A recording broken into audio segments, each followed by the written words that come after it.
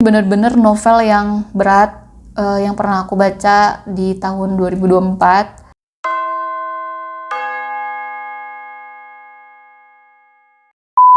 Halo teman buku semuanya, balik lagi di channel teman buku dan masih bareng aku Irma. Jangan bosan-bosan ya, apalagi aku nggak ganti wardrobe, nggak ganti outfit. Dan kali ini aku mau nge-review novel tipis dan klasik dari Fyodor Dostoyevsky yang judulnya Catatan dari Bawah Tanah. Kebetulan aku bacanya itu via Ipusnas, jadi nggak ada nggak ada buku fisiknya, dan aku baca yang covernya tuh yang ini, yang warna coklat. Sebenarnya di Ipusnas itu ada dua ya, yang terbitan Gramedia sama yang cover coklat yang ini. Tapi aku pilihnya yang cover coklat. Nah, oke. Sekilas nih soal si buku ini. Buku ini tuh karya klasik yang ditulis di tahun 1864 dan dianggap sebagai salah satu novel eksistensialis pertama dari Rusia di masa pra-reformasi. Nah, segitulah ya informasi tambahannya. Nah, sekarang kita masuk aja ke sinopsis dari novela Catatan dari Bawah Tanah. Yang mau aku bacain di sini adalah sinopsis dari penerbit. Buku berjudul Catatan dari Bawah Tanah ini membisikkan suara manusia yang telah menarik diri dari lingkungan masyarakat setelah mengorbankan cinta dan bakatnya. Karya sastra yang menyoroti relung-relung kejiwaan secara falsafi ini menampilkan tokoh seorang pemuda yang peka yang merasakan adanya penolakan dari lingkungan kehidupannya. Padahal pemuda tersebut merasa jika dirinya lebih unggul di dalam intelijensi. Jadi lebih pinter dan cerdas lah ya. Karena kehilangan daya untuk mencintai dan dicintai tersebutlah, pemuda tersebut kemudian mengorbankan cita-citanya dengan tujuan despotisme. Yang belum tahu despotisme apa, sebenarnya yang aku temukan di Google adalah ini. Despotisme adalah bentuk pemerintahan dengan satu penguasa, baik individual maupun oligarki, yang berkuasa dengan kekuatan politik absolut. Despotisme dapat berarti tiran atau absolutisme atau diktatorisme. Tapi sebenarnya apa sih bentuk despotisme itu dalam kepribadian yang diceritakan sama si tokoh di Catatan dari Bawah Tanah? Sebenarnya lebih ke bentuk yang lalim, yang kejam. Ya kalau di pemerintahan kan tiran ya, tapi kalau ini ya mungkin itu tadi yang lalim, yang kejam. Nah, kita langsung masuk aja ya ke review Catatan dari Bawah Tanah. Seperti yang udah aku sebutkan tadi di awal, novel ini kan aku baca dari aplikasi Ipusnas dan juga iJogja. Jadi ada dua aplikasi yang aku pakai, Ipusnas dan iJogja. Bagi yang belum tahu nih, kedua aplikasi ini adalah aplikasi perpustakaan online yang dikelola oleh Perpusnas. Yang Ipusnas itu oleh Perpusnas atau Perpustakaan Nasional Indonesia, dan yang iJogja itu Perpus Daerah Jogja. Kita ini bisa meminjam buku secara gratis dalam bentuk e-book tentu saja dan dibaca langsung di dalam aplikasi dengan durasi sekitar 1 minggu. Jadi setelah 1 minggu biasanya peminjaman kita tuh dicopot dan kita kalau mau baca lagi tuh harus minjem balik kayak gitu untuk seminggu ke depan. Dengan catatan semuanya itu gratis. Jadi kalian tuh kalau misalkan mau baca buku terus nggak punya uang buat belinya, nggak usah beli bajakan gitu, sayang. Mendingan coba baca e-book aja. Enak loh baca e-book tuh di handphone. Atau mungkin nanti kalau misalkan punya uang lebih bisa beli e-reader gitu. Kayak aku dulu kan beli e-reader Android itu buat baca Ipusnas sama Gramedia Digital gitu. Oke, kita kembali lagi ya ke review Catatan dari Bawah Tanah. Sebenarnya seperti yang udah aku bilang di video yang November Wrap Up, itu aku agak sulit sih sebenarnya untuk memahami si novel klasik yang satu ini. Apalagi novel klasik ini berisi narasi monolog dengan tokoh utama tanpa nama, yaitu aku. Bahasanya penuh dengan kata-kata yang filosofis, bak seorang filsafat, dengan kerumitan yang menurut aku tuh wow gitu. Memaksa pembacanya itu untuk berpikir lebih keras tentang sosok aku ini, si manusia bawah tanah ini. Buku ini terbagi menjadi 2 bagian. Yang bagian pertama itu berisi pemikiran rumit dari tokoh aku saat usianya menginjak 40 tahun. Nah, bagian yang kedua berisi kisah tokoh aku saat usianya masih 20 tahun. Nah, biar lebih mudah nih pembahasannya, aku bagi aja pembahasannya menjadi 2 ya. Di bagian pertama, tokoh aku ini mencoba menyampaikan pemikirannya tentang hidup, bagaimana dia melewati masa mudanya yang dengan sadar mengatakan bahwa dia itu bertingkah menjengkelkan. Dia tuh sadar sebenarnya kalau dia tuh bertingkah menjengkelkan. Bahkan sekarang pun dia begitu. Pada saat di bagian pertama kan dia udah berumur 40 tahun nih. Dia tuh sadar diri gitu kalau dia tuh menjengkelkan orang lain. Entah itu waktu dia berumur 20 tahun atau dia waktu umur 40 tahun. Sebagai pembaca, aku ini dibuat menebak-nebak dengan apa yang dipikirkan si tokoh aku ini. Terkadang aku berpikir dia ini orang yang kejam. Kadang juga aku ngerasa kasihan karena hidupnya kesepian. Dan kadang juga aku ngerasa jengkel kayak lu tuh maunya apa gitu. Kadang juga dia itu bersikap seolah-olah dia tuh orang yang bijak dengan kata-katanya yang filosofis itu. Tapi terkadang juga aku ngerasa dia konyol banget sih. Ngapain sih kayak gini orang pinter tapi kelakuannya konyol gitu. Nah, dalam kacamata aku nih sebagai pembaca, aku juga ngelihat tokoh utama itu sebagai orang yang antisosial, angkuh, sombong, iri dengki, dan terakhir rendah diri. Sebenarnya kalau udah sombong ngapain rendah diri ya kan? Tapi dia dalam narasinya dia memang rendah diri. Dan yang paling menonjol di sini, yang paling dia menonjolkan, yang paling dia tonjolkan, ini ngomong susah ya. Yang paling dia tonjolkan adalah dia itu pintar. Sampai-sampai dia itu kayak memahami hak-hak dasar manusia lah, dan juga bijak.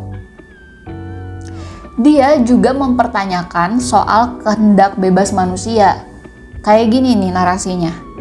Dan karena semua pilihan dan akal dapat dihitung, karena suatu hari nanti orang akan menemui hukum-hukum dari apa yang kita sebut kemauan bebas. Dan oleh karena itu, lepas dari segala olok-olok, pada suatu hari akan ada semacam tabel yang disusun untuk kepentingan itu, sehingga kita bisa memilih sesuai dengan itu. Bahasanya kan ribet ya. Intinya apa ya ini ya? Maksudnya mungkin sebenarnya nanti juga orang tuh bisa bebas mau ngelakuin apa aja tanpa harus mikirin hukum, mungkin begitu. Tokoh aku juga mulai mempertanyakan soal baik dan buruk. Seperti kenapa sih kalau menderita artinya jelek gitu. Dan kalau bahagia berarti bagus. Jadi maksudnya mungkin kalau penderitaan sudah secara hukum dasar itu harus kita hindari karena jelek, sementara kebahagiaan sudah secara hukum dasar itu bagus dan harus kita raih. Kenapa harus kayak gitu? Padahal mungkin katanya bisa aja kan manusia itu suka dengan penderitaan. Agak gak masuk akal, siapa sih yang suka penderitaan? Siapa sih orang yang doyan menderita, siapa? Tapi ya beginilah katanya narasinya.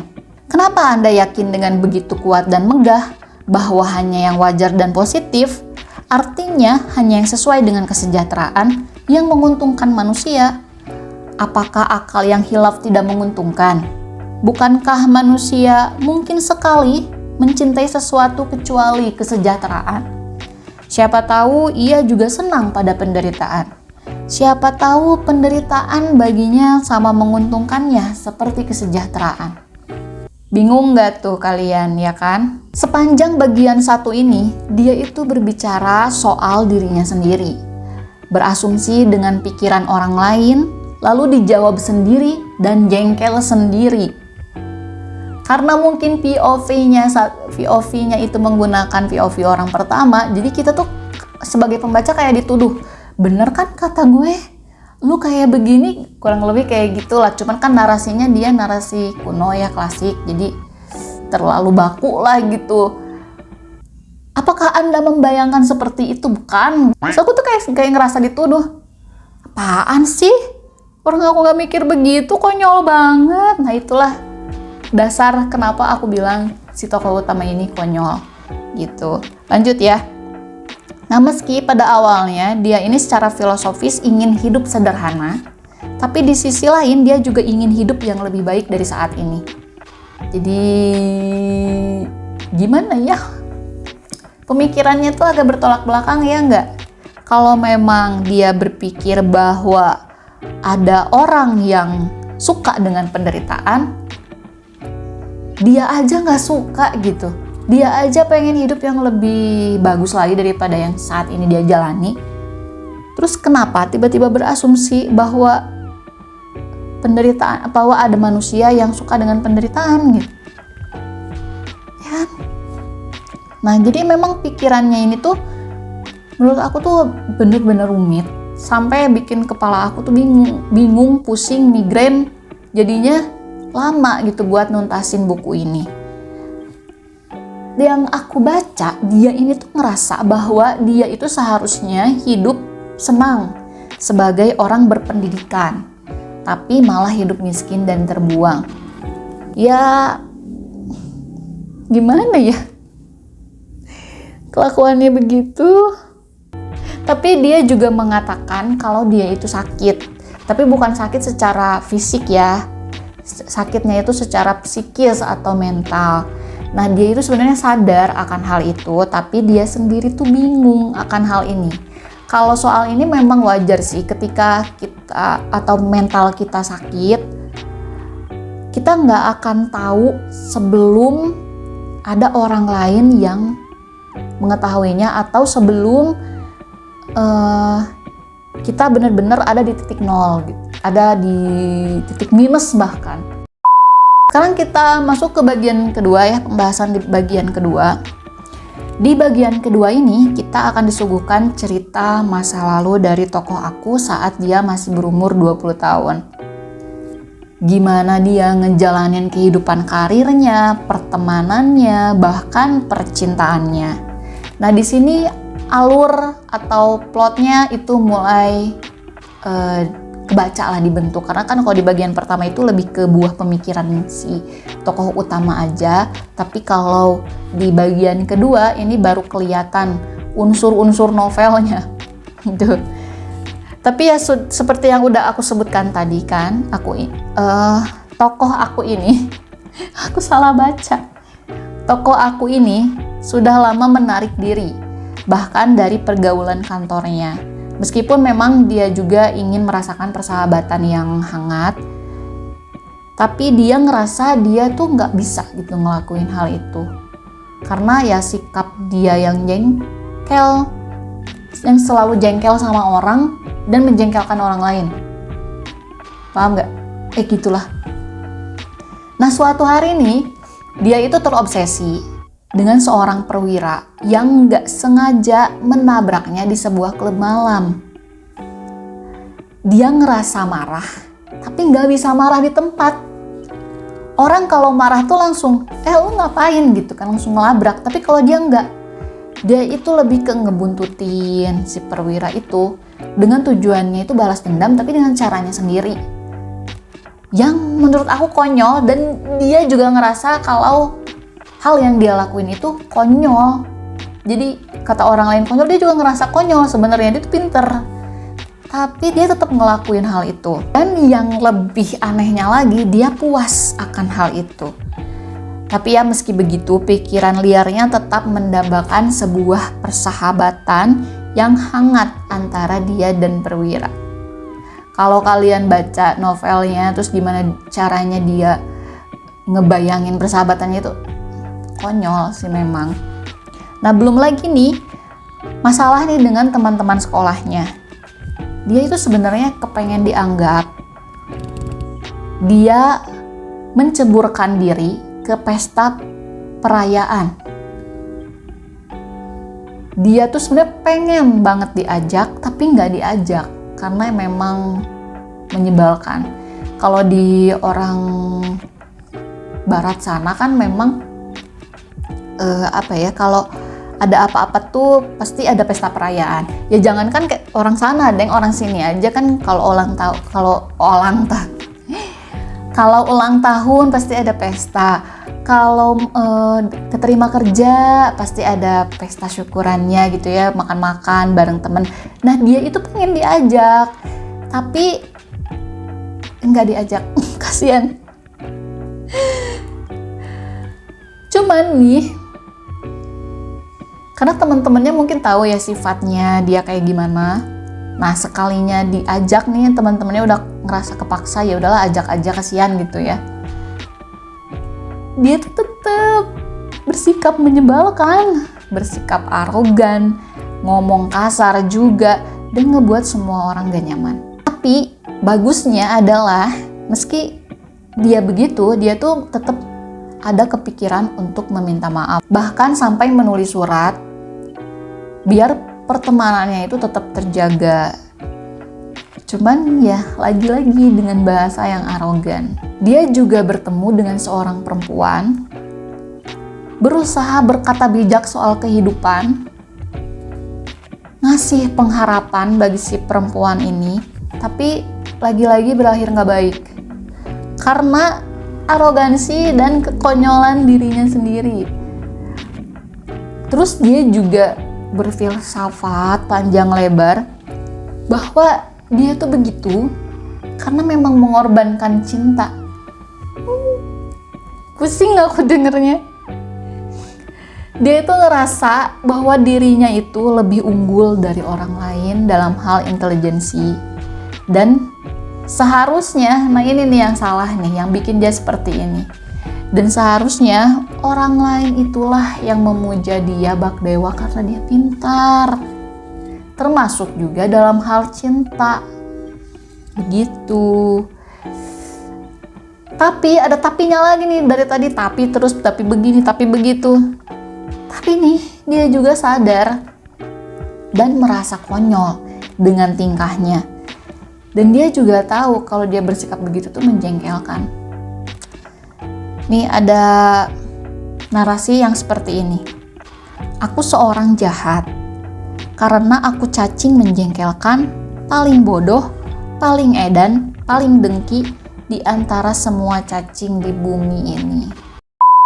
Sebagai penutup dan kesimpulan nih, novel ini menurutku termasuk novel yang berat. Dan aku lupa nge-mention tadi, terima kasih buat yang udah ngirim komen untuk ngebahas novel ini. Ini bener-bener novel yang berat, yang pernah aku baca di tahun 2024. Karena di sini kita sebagai pembaca nggak hanya diminta untuk memahami pemikiran rumit tokoh utama, tapi juga terkadang diminta untuk ngerefleksi diri.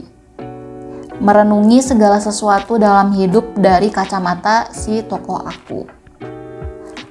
Karena bisa saja pemikiran dari si tokoh aku ini ada di diri kita sendiri.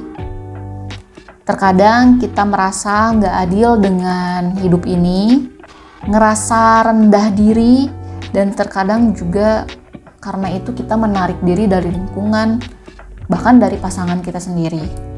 Kalau ditanya, jadi siapa sih tokoh aku ini? Gak ada, karena bisa aja aku, kamu yang nonton, atau si penulisnya sendiri.